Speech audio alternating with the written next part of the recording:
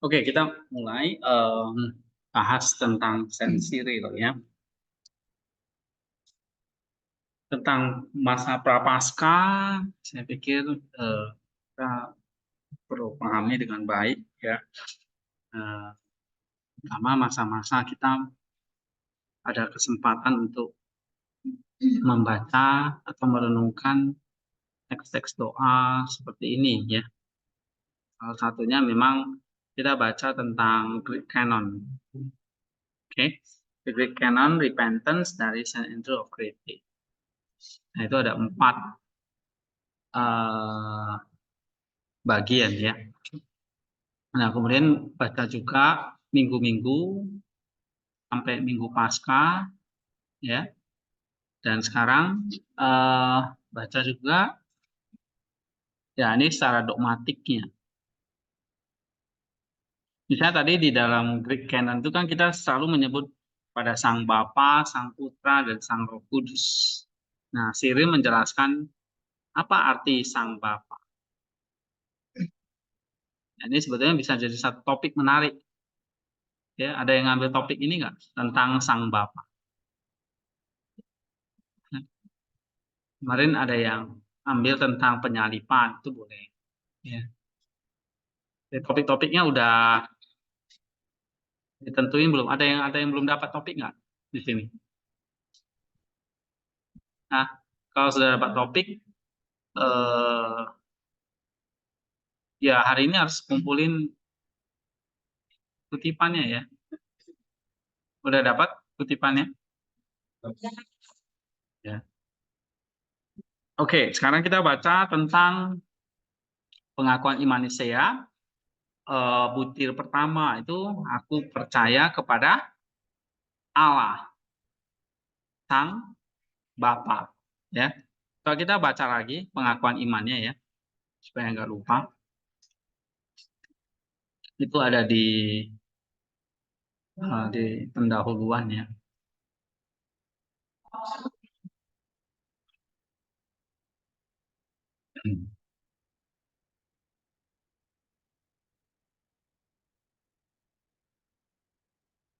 Eh,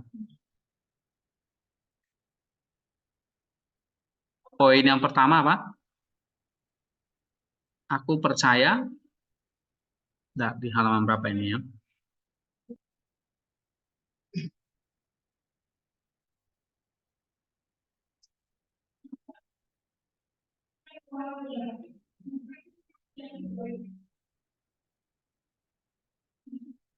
Aku percaya kepada Allah yang Esa, itu minggu lalu kita udah bahas ya.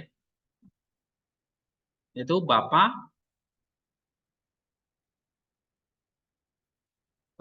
pencipta, Sang Bapa, pencipta langit dan bumi yang kelihatan maupun yang tidak kelihatan. Terus yang eh, mana ya poinnya tadi ya?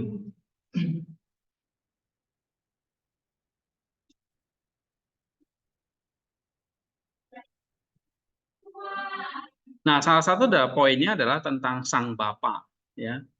Sang Bapa ini dibahas oleh Cyril ya, atau di sini aja deh. So, kita baca lagi ya. Pengakuan iman Nisea.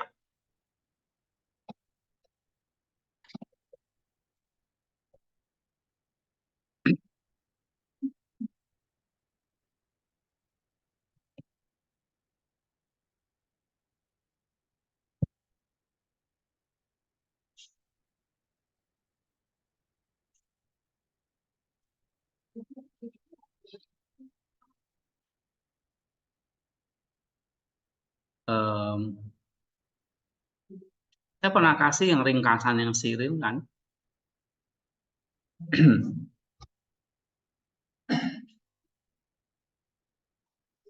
Nggak ada ya.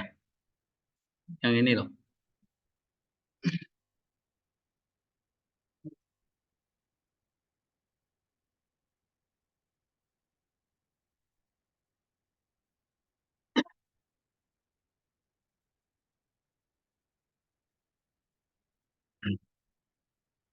yang ringkasannya ini ada. Kalau yang kita baca ini kan memang fullnya, lengkapnya, tapi ada ringkasannya yang menguraikan poin-poin utama tentang 12 pengakuan itu. Kita baca lagi ya di sini ya. Pertama, kita percaya kepada Allah yang Esa. Itu dijelaskan di kuliah kemarin ya. Kuliah katekisasi ke-6. Benar ya? Oke. Terus ada yang Esa itu disebut apa? Disebut sebagai apa? Bapa. Nah, maka hari ini kita mau bahas tentang Sang Bapa. Ya. Ini ada nggak bukunya nih? Sudah saya kasih nggak? Oke. Nah, ini ringkasannya ya, ringkasan dari buku yang satu lagi. Oke, coba kita baca lagi ya. Mana ya?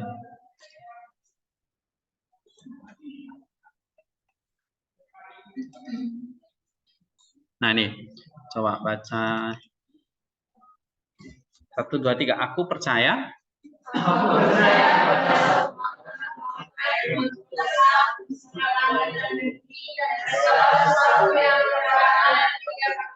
Nah, ini tadi yang saya bilang. Aku percaya, kita udah bahas ini tentang iman. Ya, itu di kuliah katekisasi ke berapa? 5 ya. Yang ini tentang iman itu tentang aku percaya itu di ini ya. Tentang iman, aku percaya. Oke. Nah, percaya apa? Satu Allah atau Allah yang Esa tadi. Allah yang Esa itu dibahas di berapa? Minggu lalu. Katekisasi yang ke-6. Ya. Tentang keesaan Allah ini. Oke. Nah, Allah yang Esa itu juga disebut Sang Bapa. Ya. Lalu juga disebut Sang Maha Kuasa, yang Maha Kuasa.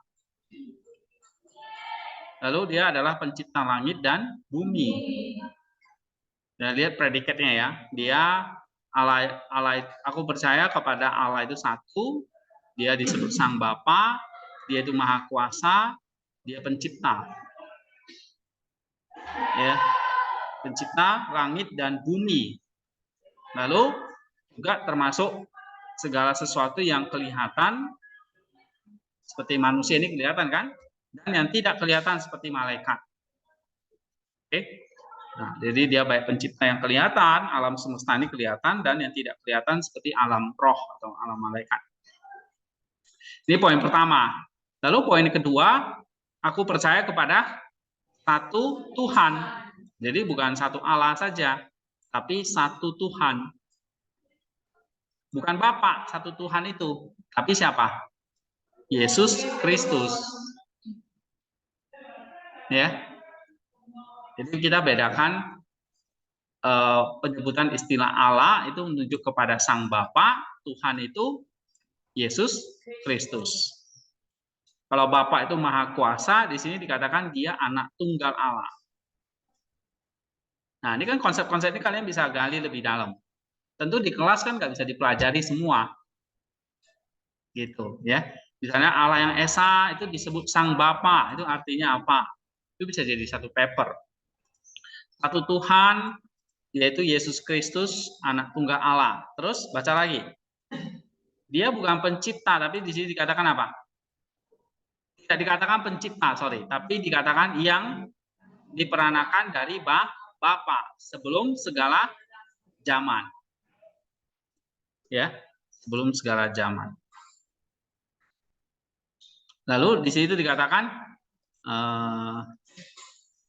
terang dari terang atau terang keluar dari terang. Lalu siapa? Apalagi disebut apa? Dia juga disebut Allah yang sejati dari Allah yang sejati.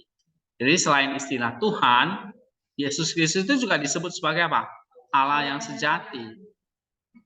Lalu yang diperanakan bukan dibuat atau dicipta. Lalu dikatakan apa lagi? Sehakikat dengan sang Bapa. Nah, jadi kamu lihat ya, kalau di sini kita bisa bagi ada kemanusiaannya, karena di sini dikatakan dia disebut Yesus. Ini nama manusia dia, nama inkarnasi dia, ya kan? Yesus itu. Tapi dia juga disebut apa? Juga menjelaskan keilahiannya. Keilahiannya apa? Di sini, anak tunggal Allah. Keilahiannya apa lagi? Diperanakan dari sang Bapa. Keilahiannya apa lagi? Terang. Keilahiannya apa lagi? Allah sejati. Keilahiannya apa lagi? Sehakikat dengan sang Bapa. Keilahian dia apa lagi? Dia pencipta. Ya, oleh dia segala sesuatu dijadikan. Nah, setelah menjelaskan tentang keilahian dia, lalu sang anak ini ngapain? Coba baca lagi. Demi kita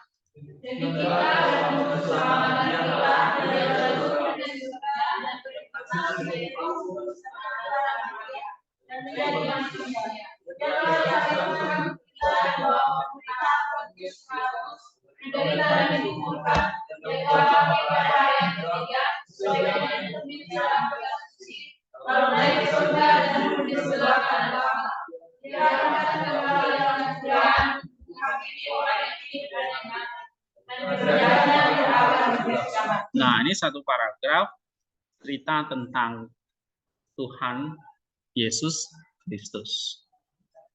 So, kita bisa simpulkan dia adalah Allah yang sejati, keilahiannya, dan juga kemanusiaannya. Oke, nah satu pribadi dengan dua kodrat.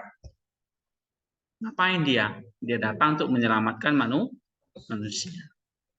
Oke, terus dan dalam Roh Kudus Tuhan memberi hidup yang keluar dari Bapa yang bersama yang Bapa dan Anak yang bersama dalam para nabi dalam media satu. Aku memulai satu hal dan Tuhan berdosa.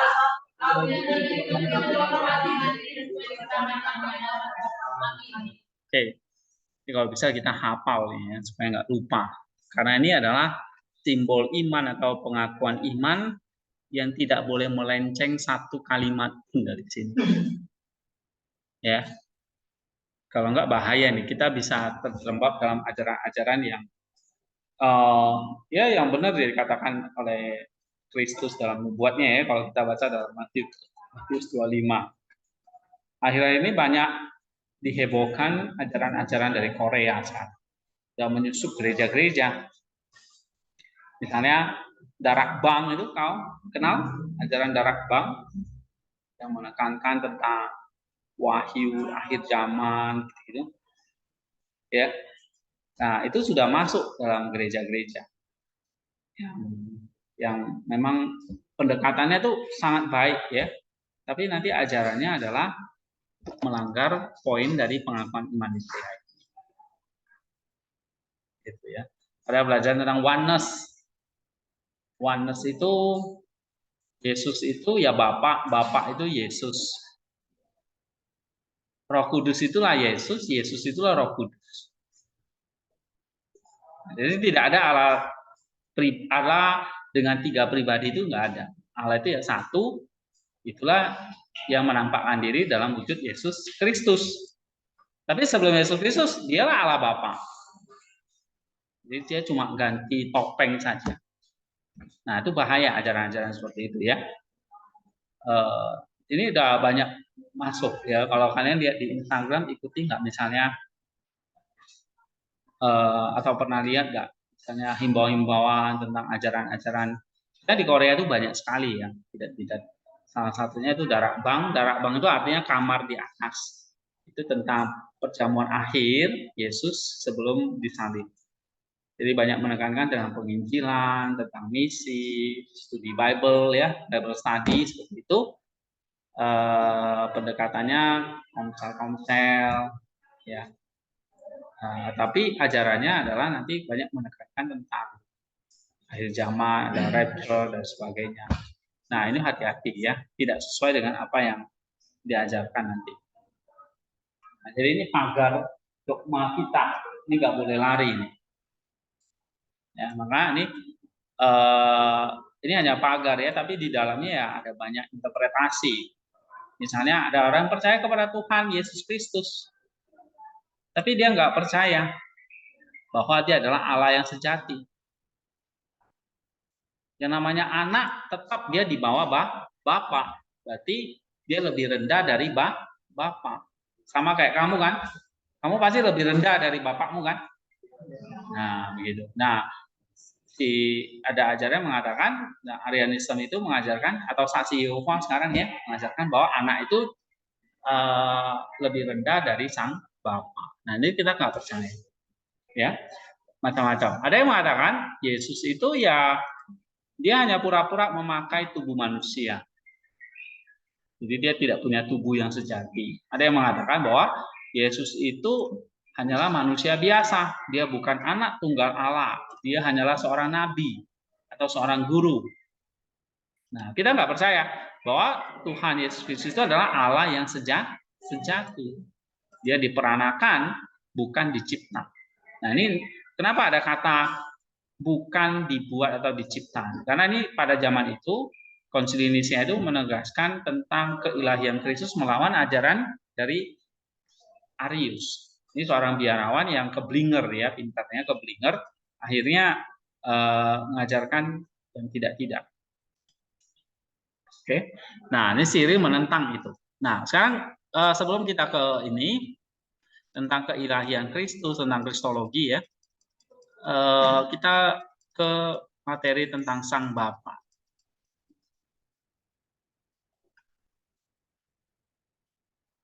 Coba baca nota Efesus 3.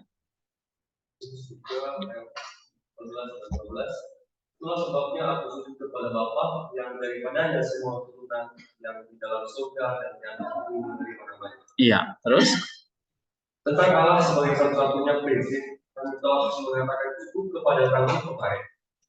Cukup yang saya maksud bukan apa yang layak bagi subjek, karena untuk mencapai hal itu sama sekali tidak mungkin bagi sifat sana. Tetapi sebanyak yang dikarenakan kepada firman, aku juga telah melewati berbagai macam kesalahan dari para penyesat yang tidak bertuhan. Tetapi sekarang marilah kita mengubah doktrin mereka yang kusut dan merancang jiwa dan mengingat apa yang berhubungan dengan mereka. Bukan karena sakit hati kita, tapi karena kebencian kita yang lebih besar terhadap mereka. Marilah kita kembali kepada diri kita sendiri dan menerima doktrin yang menyelamatkan dari iman yang benar, yang menumbuhkan martabat kebapaan dengan martabat spiritual.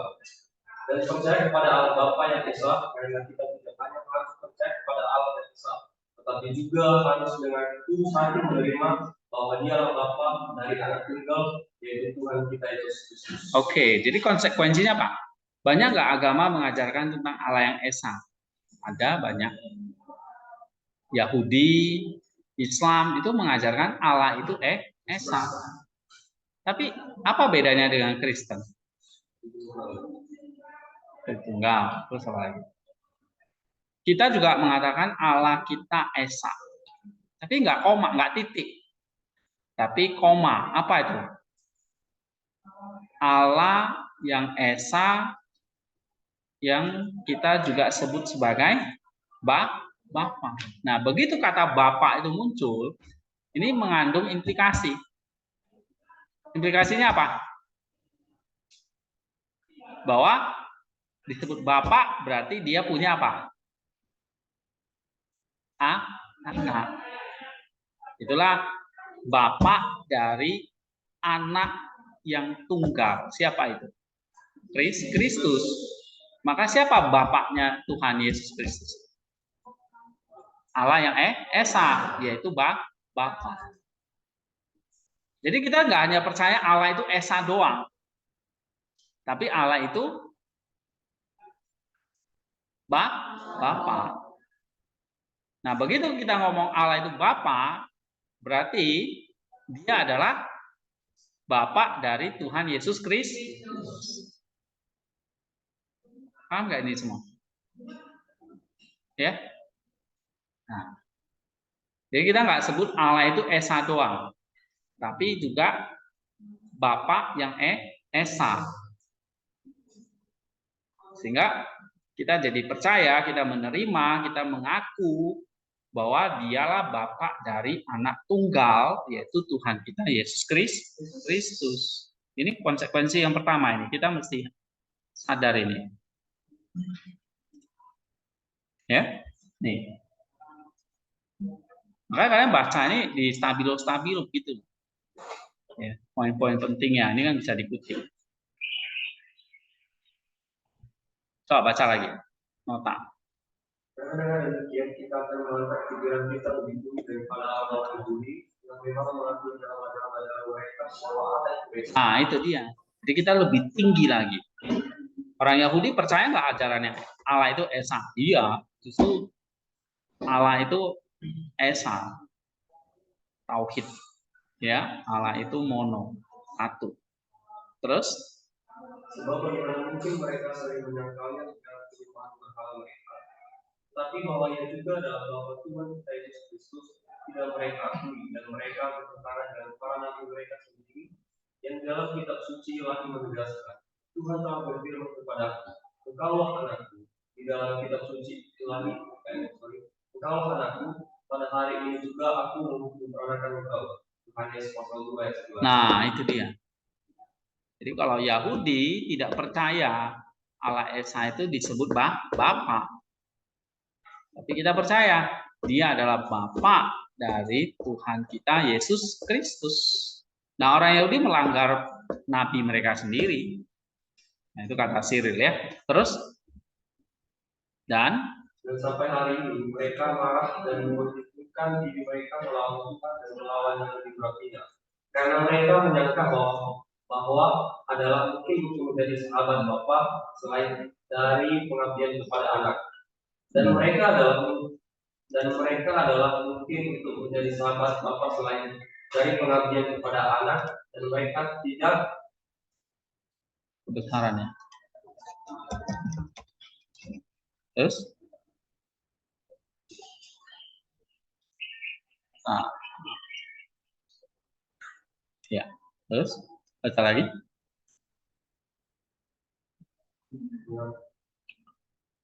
Dan sampai hari ini ulangi aja. Dan sampai hari ini mereka marah dan membutuhkan diri mereka melawan Tuhan dan melawan yang diberinya. Karena mereka menyangka bahwa adalah mungkin untuk menjadi sahabat Bapa selain dari pengabdian kepada anak, dan mereka tidak mengetahui bahwa tidak ada seorang pun yang datang kepada Bapa kalau tidak melalui anak. Nah, itu dia. Apa artinya ini? Kutipan dua ayat ini, Yohanes 2 ayat 11 dengan Yohanes 14 ayat 6. Jadi kata Bapak di sini maksudnya apa?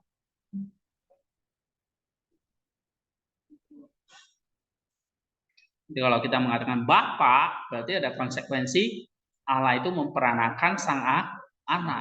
Itu satu. Dan orang Yahudi, orang Islam itu nggak percaya. Kok Allah itu beranak? Ya kan? Masa Allah beranak? Dari mana dong ibunya? Nah, ini kan pikiran yang sangat bodoh ya. Ya enggak lah. Masa Allah berhubungan seksi beranak? Oke, nah apa istilah kata memperanakkan?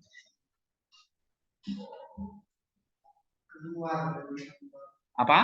Berarti ada satu oknum lagi yaitu sang anak yang akan menjadi perantara kepada sang Bapa. Oke. Nah, contoh misalnya dalam kehidupan kita lah. Ya, kamu mau ketemu bapaknya harus lewati siapa? Ya, lewat anaknya dulu dong. Ya kan? Kan gitu. Atau lewat pintu dulu, lewat jalan dulu, nggak bisa tiba-tiba gitu. Oke, jadi dalam Yohanes 14 ayat 6 dikatakan, akulah pintu, akulah jalan. Makanya di sini anak itu menjadi apa? Jalan, pintu kepada sang Bapa. Oke, coba baca lagi. yang berkata, akulah pintu dan akulah jalan. Barang siapa menolak jalan yang menuju kepada Bapa dan barang siapa menolak pintu, bagaimana yang dapat dianggap layak untuk masuk kepada Allah? Mereka juga bertentangan dengan apa yang tertulis dalam Mazmur 88. Dia akan menyebut aku, engkaulah Bapakku, Allahku, dan penolong keselamatanku. Dan aku akan membuat dia menjadi anak sulungku, tinggi di antara raja-raja di bumi. Jika mereka bersikeras bahwa semuanya itu dikatakan tentang Daud atau Salomo atau pengganti mereka, hendaklah mereka menunjukkan bagaimana tahta dia yang menurut penilaian mereka telah dimuatkan dalam membuat itu adalah seperti hari-hari di langit dan seperti matahari di hadapan Allah dan seperti bulan yang tetap untuk selama-lamanya. Dan bagaimana pula mereka tidak merasa malu dengan apa yang tertulis, dari kandungan sebelum bintang timur aku telah memperanakan engkau. Dan ini juga dia akan tetap ada di hadapan matahari dan di hadapan bulan turun-temurun. Mengaitkan ayat-ayat ini dengan manusia adalah bukti ketidaksadaran yang sangat. Ya, jadi misalnya menolak Bapa ini sebetulnya menolak kitab suci mereka sendiri. Misalnya ya, Mazmur 88 dikatakan, engkaulah Bapakku, Allahku dan penolong keselamatanku. Ya, bahkan di dalam Quran sendiri dikatakan ada Allah yang punya kalam dan roh. Itu kan jelas-jelas Tritunggal. Ya, nah di dalam Mazmur engkaulah Allahku, tapi disebut apa? Bapakku. Ya. Nah, terus dikatakan ini, dari kandungan sebelum bintang timur aku telah memperanakkan engkau. Jadi kata-kata ini jelas sekali ya di dalam kitab suci bahwa Allah itu enggak hanya Esa, tapi dia disebut Bapa juga karena memperanakan. Oke. Selain dalam perjanjian baru ya, misalnya Yohanes, di sini juga ada Mazmur menceritakan itu ya. Dalam Mazmur 88 ini kamu bisa baca nanti banyak cerita tentang Mazmur Daud itu ya. Oke, sekarang poin ketiga. Coba baca Eka. Gantian. Akan tetapi, biarlah orang-orang Yahudi, karena mereka memang menginginkannya, menderita kekacauan ketidakpercayaan yang biasa mereka alami, baik dalam hal ini maupun dalam pernyataan-pernyataan yang serupa. Tetapi marilah kita mengandung bahwa firman kita yang saleh, yaitu menyembah Allah yang Esa, Bapa dari Kristus, karena merampas kemuliaannya yang mengaruniakan semua karunia kepada semua keturunan adalah suatu kefasihan. Dan marilah kita percaya kepada Allah Bapa yang Esa, supaya sebelum kita membahas ajaran kita tentang Kristus, iman tentang anak tunggal dapat bertanam di dalam jiwa para pendengarnya tanpa disela oleh ajaran-ajaran yang mengintervensi tentang Bapa. Oke, jadi kata Bapa itu penting. Apa? Karena kalau kita hanya menyebut Allah yang Esa aja, ya, maka waktu kita belajar tentang anak itu akan sulit, ya kan? Karena kita nggak bisa nerima Bapak, loh kok tiba-tiba ada anak Allah. Nah maka orang Kristen sudah terbiasa ya, dalam doa sehari-hari pun nggak menyebut Allah itu Bapak. Tapi ngerti nggak kalau kita menyebut Bapak itu maksudnya apa? Seringkali salah pahami ya, menyebut Bapak itu, oh ya dia Bapak saya. Seolah-olah jadi dekat gitu ya. Itu benar atau salah? Allah itu Bapakku loh. Dia ngerti isi hatiku. Allah itu kayak orang tua saya misalnya. Bahkan karena orang tua ya kita sapa selamat pagi ya Bapak. Kita doa seperti itu kan. Nah itu benar atau salah sih? Nah ini gimana nih kalian teolog ini? Tanya gitu. Kan kamu di gereja sering dengar ya, selamat pagi ya Bapak. Selamat malam ya Bapak. Nah, pengertian Bapak di sini dengan apa yang dikatakan sini itu berbeda ya. Bapak, pertama kali kita harus ingat Bapak itu maksudnya siapa? dia Bapa dari Tuhan Yesus Kristus. Maka kita panggil dia Bapa. Itu satu, ya. Yang kedua adalah Allah itu benar nggak Bapak kita? Atau dia cuma Bapak dari Tuhan Yesus? Benar nggak dia adalah Bapakmu? Kalau enggak, masa kamu panggil-panggil dia Bapak? Emang orang asing itu kamu, Bapak saya gitu, enggak kan? Kan kamu panggilnya Bapak doang kan? Enggak pernah kamu panggil, Bapakku gitu kan? Divya, kamu panggil saya Bapak kan? Tapi panggil Bapakku? Enggak kan? Jadi panggil Bapak dengan Bapakku itu udah beda. Oke? Nah, benar nggak Allah yang Esa itu juga adalah Bapak dari kita? Maka kita panggil Bapakku. Allah itu adalah Bapak. Benar? Seperti Bapak dari Tuhan Yesus.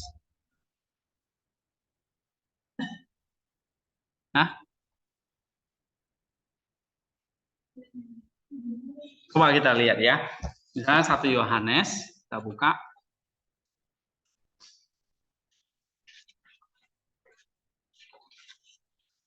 Kita baca ya 1 Yohanes 4. Ayat yang ke... Siapa yang bisa tebak nih benar?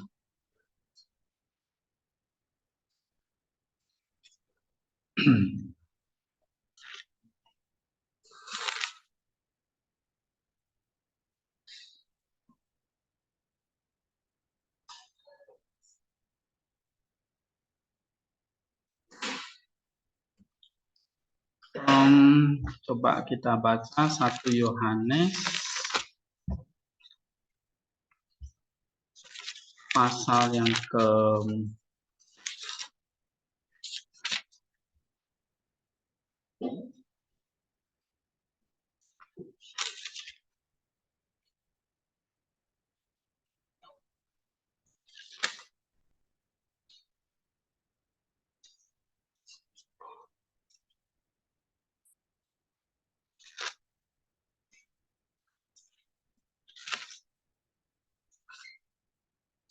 kok hilang sih ayatnya?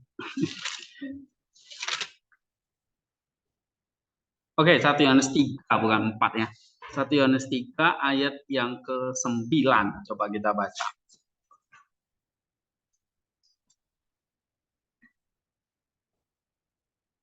Dan 10. Setiap orang yang lahir dari Allah tidak berbuat dosa lagi. Terus? Orang yang lahir tetap ada di dalam dia dan dia tidak dapat berbuat dosa karena ia lahir dari Allah. Ayat 10. Bila tandanya anak-anak Allah dan anak-anak iblis, setiap orang yang tidak berbuat kebenaran tidak berasal dari Allah. Demikian juga barang siapa yang tidak mengasihi saudaranya. Iya. Tuh, misalnya kamu lihat ayat 9 atau pasal 3 dulu ya. Pasal 3 ayat 1 dulu. 1 Yohanes 3 ayat 1. Lihatlah betapa besarnya kasih yang dikaruniakan Bapa kepada kita sehingga kita disebut anak-anak Allah. Nah, sehingga kita disebut anak-anak Allah. Jadi kalau kita memanggil Allah itu Bapak saya, benar nggak? Benar. Jadi bukan hanya Bapak yang Esa, Bapak dari Kristus, tapi juga Bapak dari aku. Ya. Nah, bedanya dengan Kristus apa? Kita nggak diperanakan dari Bapak. Kita menjadi anak-anak Allah oleh karena anugerah, oleh kasih Allah. Makanya di situ dikatakan kasih yang dikaruniakan Bapa kepada kita. Maka kita disebut anak-anak Allah. Jadi kita bukan lahir seperti Kristus diperanakan dari Sang Bapa, tidak. Ya, Yesus disebut anak tunggal Allah atau anak Allah. Kita juga disebut anak Allah atau anak-anak Allah. Tapi oleh kasih karunia atau oleh anugerah. Sedangkan Kristus oleh apa? Oleh peranakan atau oleh esensinya, hakikatnya ya. Nah, tapi kalau kita baca ayat yang ke-9, setiap orang yang lahir dari Allah. Nah, ini lahir itu jangan dipengertian secara jasmani. Tentu Allah nggak melahirkan ya secara jasmani. Oke. Lahir dari Allah berarti dia ada benih ilahi. Dia kan ada benih terus baru bisa dilahirkan. Sama seperti seorang perempuan kan harus punya benih dulu. Ya. Di dalam rahimnya. Baru nanti genap waktunya dia bisa melahirkan. Nah, sama seperti kita menjadi anak Allah itu lewat proses kelahiran dari yang namanya benih ilahi. Jadi walaupun lahir dari kasih karunia, nah benihnya itu adalah kasih karunia tadi yang diperpadukan dengan iman kita. Jadi kasih karunia atau anugerah plus iman kita itu menjadi benih ilahi. Ya, yang kemudian dilahirkan dari Allah. Kapan kita dilahirkan dari Allah? Ketika kita dibaptis. Ya, coba kita baca dalam Roma pasal yang ke-6. Roma pasal yang ke-6 ayat yang ke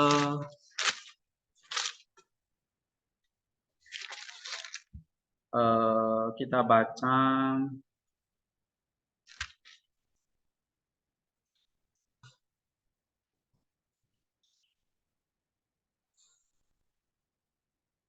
nah ayat yang ke-4 deh. Ayat 3 dan 4 coba baca. Atau tidak tahukah kamu bahwa kita semua yang telah dibaptis dalam Kristus telah dibaptis dalam kematiannya?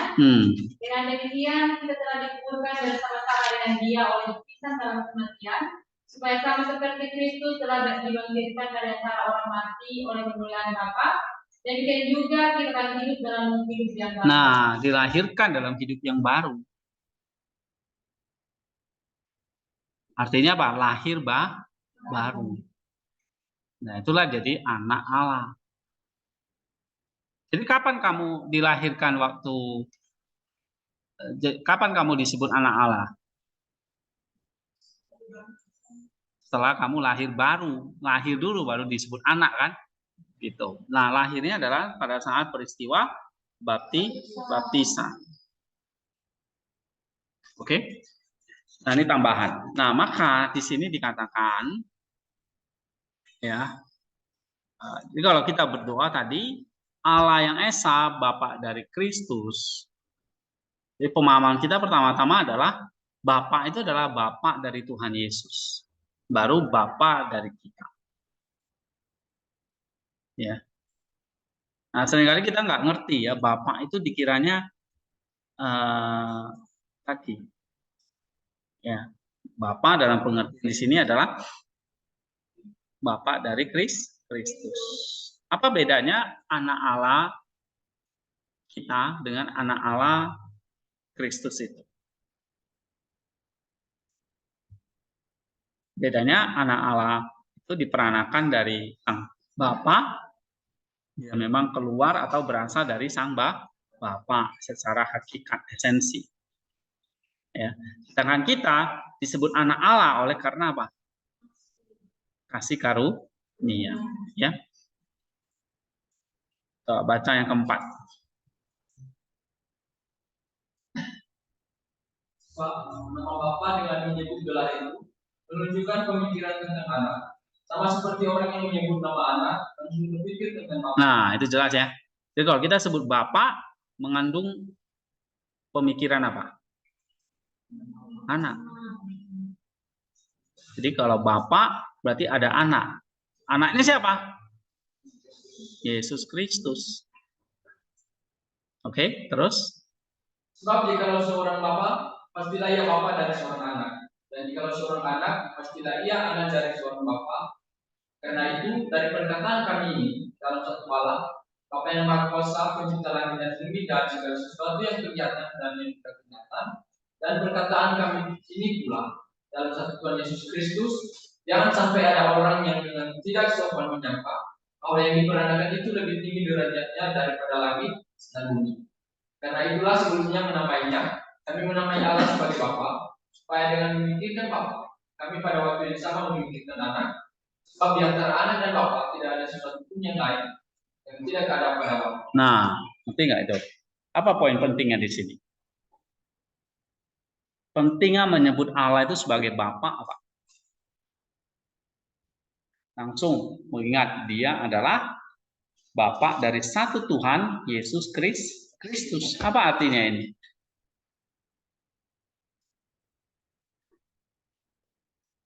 Artinya apa ini? Loh, itu dong baca. Apa Eka?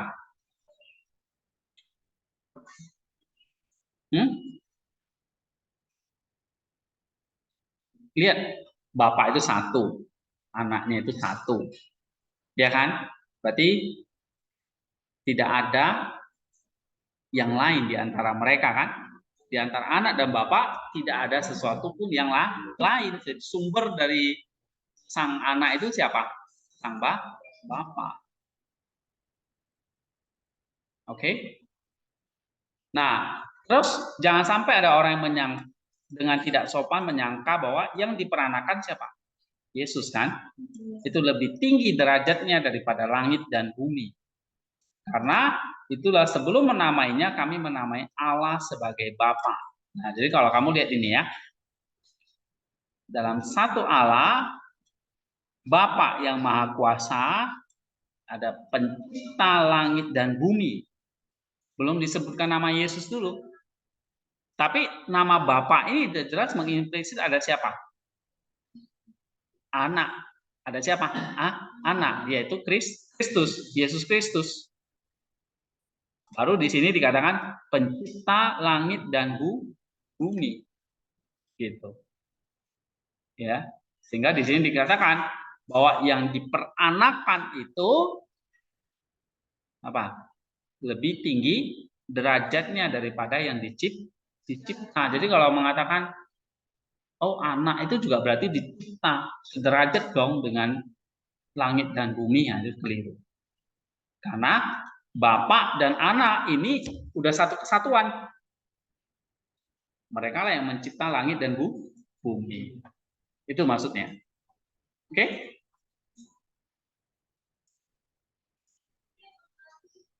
Nggak ngerti? Ngerti nggak? Oke lah ya. Semoga ngerti. Siapa yang bilang sesat? Hah? Kamu yang sesat. Cuci muka dulu, mukamu itu lampu 100 watt jadi 5 watt ini. Oke, baca Mr. Raymond. Kelima, maka Allah dalam arti yang tidak tepat adalah Bapa daripada orang. Nah, itu tadi hati-hati. Allah pengertian tidak tepat itu adalah Bapak dari banyak orang. Tapi bukan secara kodratil. Ya, tadi udah kita bahas. Lanjut lagi. Tetapi secara kodratil dan dalam kebenarannya hanya satu, yaitu anak tunggal, Tuhan kita Yesus Kristus. Tidak dalam perjalanan waktu menjadi Bapa, tetapi senantiasa menjadi Bapa dari anak tunggal. Nah, kalau kita memanggil Bapak itu bukan secara kodratil, tapi secara kasih karunia. Ayatnya mana tadi? 1 Yohanes 3 tadi ya, oleh kasih karunia itu. Terus. Bukan berarti bahwa karena sebelumnya tidak memiliki anak, maka ia telah menjadi bapa. Tetapi karena ia telah menjadi bapa di hadapan segala zat dan segala akal budi, di hadapan segala waktu dan segala zaman, maka Allah memiliki martabat bapa. Dan dalam hal ini ia memilihkan dirinya sendiri lebih daripada martabat-martabatnya yang lain. Nah, ini artinya apa, Kak? Begitu Allah itu dipanggil Bapa, maka ciptaannya itu semua adalah apa? Maka dia menjadi Bapa di hadapan segala ciptaannya, di hadapan segala waktu, segala jam. Berarti tidak ada satu waktu pun di mana dia tidak disebut Bapa. Paham? Ada nggak satu waktu Allah itu bukan Bapa? Enggak. Kalau ada berarti suatu saat ada Yesus yang belum lahir dong. Nah, jadi nggak pernah. Allah itu selalu disebut Bapa. Berarti selalu ada anak nggak? Ada. Karena selalu ada Bapa. Berarti selalu ada anak. Berarti anak itu kekal nggak? Kekal. Karena Bapak itu juga selalu kekal. Ya. Oke. Lanjut. Bapa yang sempurna, yang telah memperanakan anak yang sempurna, dan yang telah menyerahkan segala sesuatu kepada Dia yang diperanakannya. Segala sesuatu, katanya, telah diserahkan kepadaku dari Bapa. Nah, itu. Jadi kalau Bapak itu sempurna, Allah itu kekal, maka anak itu sempurna. Mewarisi semua yang dimiliki Bapak? Iya dong, nggak ada sesuatu yang lain. Ya. Semuanya telah diserahkan kepadaku dari Bapak. Itu dia. Baca lagi. Dan yang dimuliakan oleh yang diperanakan itu, sebab aku memuliakan Bapakku. Memuliakan. Oke, terus. Memuliakan Bapakku. Demikianlah firman anak itu, dan lagi sama seperti aku mengikuti segala perintah Bapakku, dan tinggal di dalam kasih-Nya. Sebab itu, kami juga berkata, seperti yang dikatakan oleh Rasul, terpujilah Allah dan Bapa Tuhan kita Yesus Kristus, Bapa yang penuh belas kasihan dan Allah sumber segala penghiburan. Di dalam 2 Korintus 1 ayat 31. Dan kami sujud menyembah kepada Bapa yang daripadanya segala Bapa dari surga dan di bumi menerima nama, terdapat dalam Efesus 3 ayat 14-15, sampai memuliakan Dia di dalam Dia yang adalah anak tunggal, karena bagi siapa menyangka Bapa, Ia menyangka anak, dan bagi siapa memiliki anak, Ia memiliki Bapa juga. Karena Ia tahu bahwa Yesus Kristus adalah Tuhan bagi kemuliaan Allah Bapa. Terdapat dalam Filipi 4 ayat 11. Jadi kalau di sini jelas ya, kita mengakui percaya Allah Esa itu Bapa, berarti otomatis harus mengakui juga apa? Kristus adalah sang anak tunggal. Terus apa lagi? Kristus itu siapa lagi? Yang memiliki kuasa segala sesuatu dari sang Bapa. Terus apa lagi? Hah? Kemuliaan. Semuanya apa yang dimiliki oleh sang Bapa, itulah yang dimiliki oleh sang anak. Bahkan kalau kita tidak mengakui anak, berarti kita tidak mengakui apa? Bapa. Kalau kita menyangkal anak, berarti kita menyangkal Bapa. Gitu. Jadi nggak mungkin ya. Aku percaya Allah itu Bapa, tapi kita menyangkal Yesus. Itu tidak mungkin. Ya. Oke. Baca lagi nih. Andrew. 6. Karena itu kita menyembah Bapa Kristus, pencipta langit dan bumi, Allah Abraham, Ishak dan Yakub. Keluaran 3 ayat 6. Yang untuk kehormatannya bait suci yang dahulu yang berhadapan dengan kita di sini telah dibangun. Karena kita tidak akan membiarkan orang-orang sesat yang memisahkan perjanjian lama dari perjanjian baru. Tetapi kita harus percaya kepada Kristus yang berkata tentang bait Allah. Tidak tahukah kamu bahwa aku baru berada di dalam rumah Bapakku? Lukas 2 ayat 9. Dan lagi, karena itu ambillah semuanya itu dan janganlah kamu menjadikan rumah Bapakku sebagai tempat penjualan. Yohanes 2 ayat 16. Di mana ia dengan jelas mengakui bahwa bait Allah yang dahulu di Yerusalem adalah rumah Bapaknya. Tetapi jika ada orang yang tidak percaya ingin menerima lebih banyak bukti lagi tentang Bapa Kristus yang sama dengan pencipta dunia, hendaklah ia mendengar dia berkata lagi, bukankah 2 ekor burung pipit dijual dengan harga 1 sen, dan seekor pun tidak akan jatuh ke tanah tanpa Bapakku yang di surga. Dengan demikian, lihatlah burung-burung di udara tidak menabur dan tidak menuai dan tidak mengumpulkannya dalam tubuh-tubuh, tetapi Bapamu yang di surga memberi makan mereka. Matius 6 ayat 26. Dan ini, Bapakku yang bekerja sekarang, akulah yang bekerja. Iya. Jadi ayat-ayatnya yang dibaca ini apa ini? Berhubungan kalau Bapa ini adalah apa? Bapa dari sang anak, tapi dia juga adalah pencipta langit dan bumi. Jadi Allah yang sama. Yang disebut misalnya Allah Abraham, Ishak dan Yakub. Itulah sang Bapa itu. Ya. Memang dalam perjanjian baru itu disebut Yahweh, ya kan? Allah, Elohim dan sebagainya. Allah Abraham, Allah Ishak, ada Allah Yakub. Nah, itu adalah Allah yang disebut sebagai Bapa tadi, pencipta langit dan bumi. Nah, ini bisa terbukti dalam perkataan Kristus, misalnya di mana? Lukas 2:49, ya kan? Yohanes 2:16, Matius 6:26, Yohanes 5:17. Nah, itu data-data dalam kitab suci yang mengatakan bahwa sang Bapa ini adalah pencipta. Oke. Coba baca lagi, Risma nomor 7. Tetapi supaya jangan ada orang yang karena kesederhanaan atau kecantikannya yang sesat menyangka bahwa Kristus sama saja dengan orang-orang benar, dari perkataannya aku naik kepada Bapakku dan Bapamu. Ada baliknya kita membedakan terlebih dahulu bahwa nama Bapa dan nama Bapa itu sama, tetapi proses pekerjaannya beraneka ragam. Nah, jadi nama Bapa itu satu, tetapi karyanya beraneka ragam. Terus?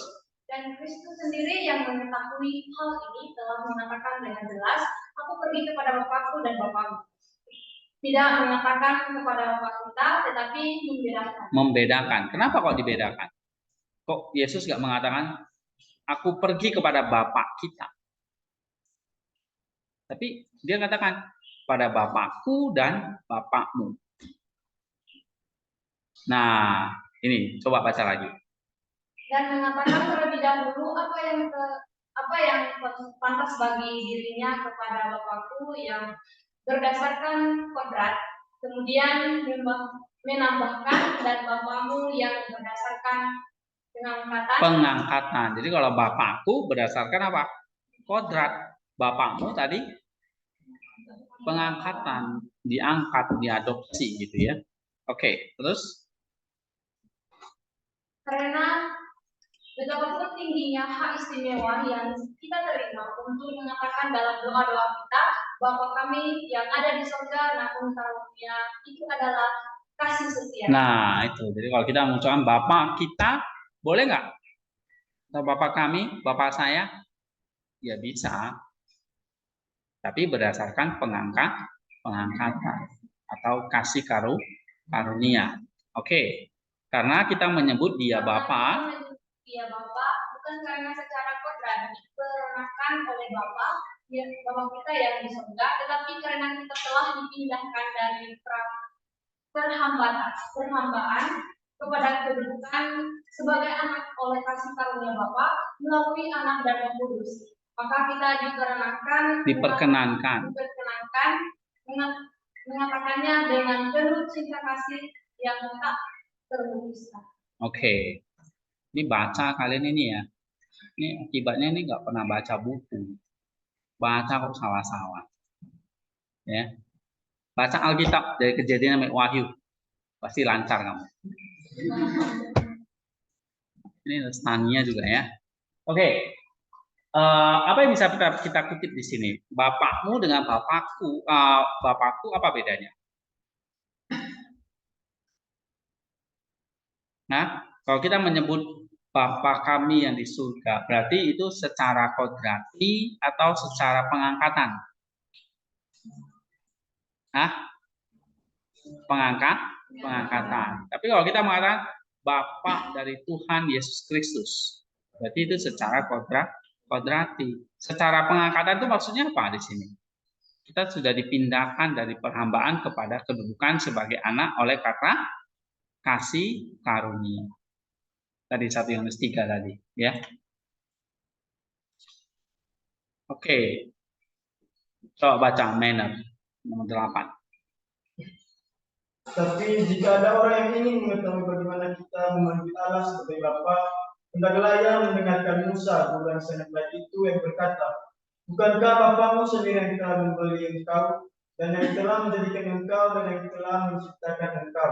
Dalam Ulangan pasal 32 ayat 6. Juga Nabi Yesaya, dan sekarang ya Tuhan, engkaulah Bapa kami, dan kami semua adalah tanah liat buatan tangan. Dalam Yesaya pasal 64 ayat 8. Sebab dengan sangat jelas karunia kenabian menyatakan bahwa bukan karena keturunan tetapi karena kasih karunia Allah dan karena diangkat sebagai anak kita menyebut dia Bapa. Oke. Jadi kita kan menyebut Allah kita juga sebagai Bapa. Oleh karena pengangkatan ini sudah dibahas ya. Poin 9, baca lagi men. Supaya kamu dapat mengetahui lebih jelas bahwa di dalam kitab suci lah yang disebut Bapa bukanlah ayah kandung saja. Dengarkanlah apa yang Paulus katakan, sebab sekalipun kamu mempunyai 10.000 guru di dalam Kristus, kamu tidak mempunyai banyak Bapa, karena dalam Kristus Yesus aku telah memperanakan kamu oleh Injil. Iya. Dalam 1 Korintus pasal 4 ayat 15. Jadi Paulus itu juga disebut Bapa oleh jemaat di Korintus, karena dia memperanakan. Dalam pengertian Bapa di sini bukan ayah kandung, ya. Oke. Sebab Paulus adalah Bapa jemaat di Korintus. Nah, itu dia. Bukan karena ia memperanakan mereka secara jasmani, tetapi karena ia mengajar dan memperanakan mereka kembali secara roh. Dengarlah juga perkataan Ayub, aku adalah Bapa bagi orang-orang yang berperangan. Dalam Ayub pasal 29 ayat 16. Sebab ia menyebut dirinya Bapa bukan karena ia memperanakan mereka, tetapi karena ia memelihara mereka. Dan anak tunggal Allah sendiri ketika dibakukan pada kayu salib pada waktu penyaliban, ketika melihat Maria, ibunya sendiri menurut daging, dan Yohanes yang paling dikasihinya berkata kepadanya, lihatlah ibumu, dan kepadanya lihatlah anakmu. Itu juga kan? Dalam Yohanes pasal 19 ayat 26 sampai 27. Mengajarkan kasih sayang orang tua kepadanya dan secara tidak langsung menjelaskan apa yang dikatakan di dalam Lukas. Dan ayah dan ibunya sangat takjub kepadanya. Perkataan yang dihembuskan oleh kaum sesat yang mengatakan bahwa ia diperanakan oleh seorang laki-laki dan seorang perempuan. Sebab sama seperti Maria disebut ibu Yohanes karena kasih sayang orang tuanya, bukan karena ia melahirkannya. Demikian juga Yusuf disebut Bapa Kristus, bukan karena ia memperanakan dia sebab ia tidak mengenalnya. Seperti yang dikatakan dalam Injil, sebelum ia melahirkan anak sulungnya dalam Matius pasal 1:25, tetapi karena pemeliharaan yang diberikan kepadanya. Iya. Jadi istilah bapak di sini atau ibu di sini nggak harus secara jasmani gitu ya. Tetapi misalnya nih, Yusuf itu disebut bapaknya Kristus kan. Tapi bukan memperanakan dia. Ya. Tapi karena memang Yusuf dipercaya untuk mengawal, ya. Oke. Nah, sama seperti Maria disebut ibu Yohanes. Kata Rasul Yohanes kan, lihatlah ibumu. Waktu Yesus disalib itu kan, ada Maria di situ, lalu Yesus berkata, lihatlah ibumu, lihatlah anakmu. Lalu apakah Maria menjadi ibu dari Yohanes secara daging? Bukan, ya. Ini karena kasih sayang. Jadi kita bisa panggil ya, bapak, ibu, bukan karena harus secara daging, tapi bisa juga karena status.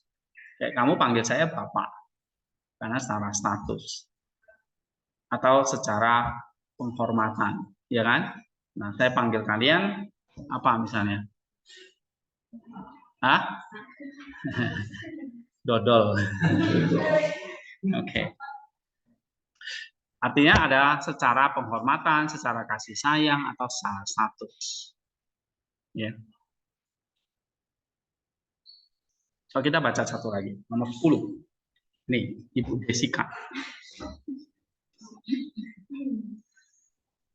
Nah, bukan berarti dia seorang ibu, ya kan? Ini apa kalau dipanggil Ibu Jessica, maksudnya kita menuakan dia, ya kan? Oke. Ayo baca. Yang dapat saya sampaikan saat ini dengan sedikit penyimpanan untuk mengingatkan kamu. Namun izinkan saya menambahkan satu kesaksian lagi sebagai bukti bahwa Allah disebut sebagai Bapa manusia dalam pengertian yang tidak tepat.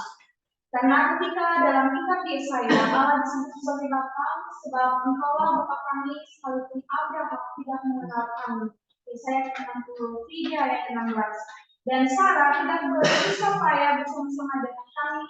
Perlukah kita bertanya lebih jauh tentang hal ini? Dan jika pemazmur berkata, biarlah mereka tertimpa kesusahan dari wajahnya, Bapa anak yatim dan hakim para janda. Bukankah sudah jelas bagi kita semua bahwa kita Allah disebut sebagai Bapa dari